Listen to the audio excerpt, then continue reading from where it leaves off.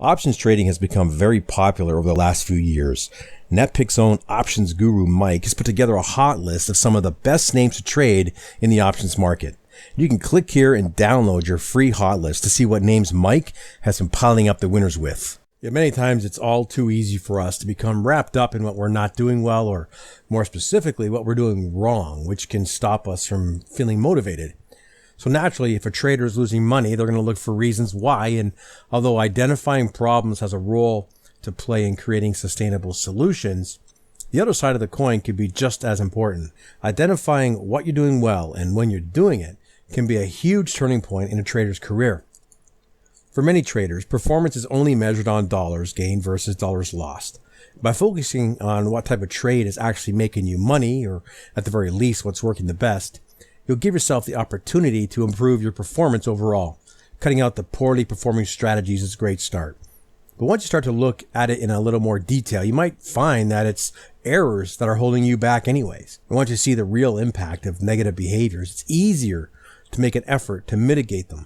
Now, was your best high school coach one who only told you what you're doing wrong, or was it the one who also praised you for the things that you did well? Did the good coach help you to see your strengths and highlight your progress? Now, motivation is not just about turning up.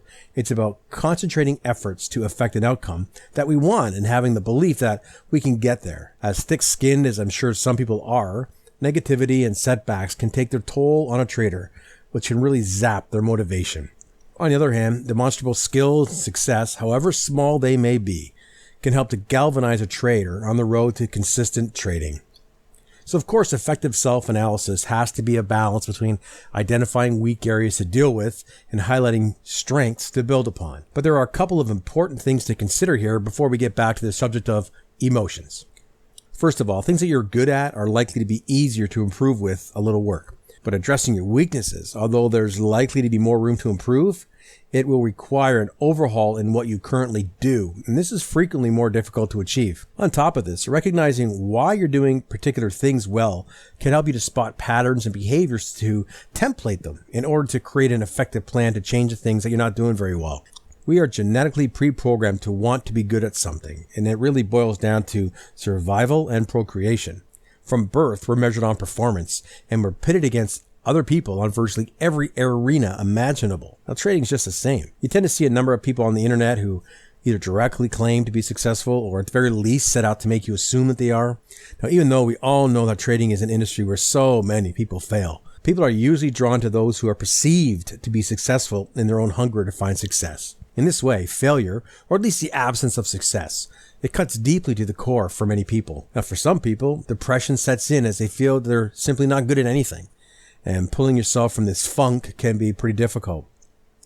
When you're always trying to improve your trading solely on the basis of targeting your weaknesses and stop doing this or being better at that, there's a good chance that you're setting yourself up to fail. By constantly seeing yourself not achieving perfection and therefore fail at making the change, you're really likely to start to discourage yourself. Consistently repeating the same mistakes doesn't feel great. In the end, it's more than likely going to lead to giving up on something. It leads to poor self-image and a belief that you can't achieve the success that you have a strong desire for. Experience of those consistent failures only adds to your doubt and your fear. And of course, it's inevitable that you'll be wrong or you're going to make mistakes, and this is especially true as you're learning. But if you start to focus on the things that you do well and give yourself credit where credit's due, you'll slowly start to see a change in your attitudes and find the belief that you could achieve your goals. Seeing the things you do well can give you the strength to withstand setbacks and the reality that there might be a particular thing that you're not really great at. It's not easy when you're faced with what you perceive to be negative results. The trick is to not let your current reality dampen your motivation to continue on the journey towards your goal. Over time, improving performance little by little can add up to dramatic results, and you'll find that most problems can be overcome with the right approach and the right attitude. Just as concentrating on weaknesses can fuel negative beliefs and discourage you, concentrating on strengths can support positive beliefs about your own ability and motivate you. However, you must be objective when you're identifying your strengths. If you aren't being objective and you misrepresent a strength, then you'll be likely to become extremely upset with yourself and discouraged when you see the strength is really not present. You'll beat yourself up for doing something that you lost money, and then you'll beat yourself up thinking you're good at something that you're not really good at. In the end, have patience, stay positive, and things will eventually progress.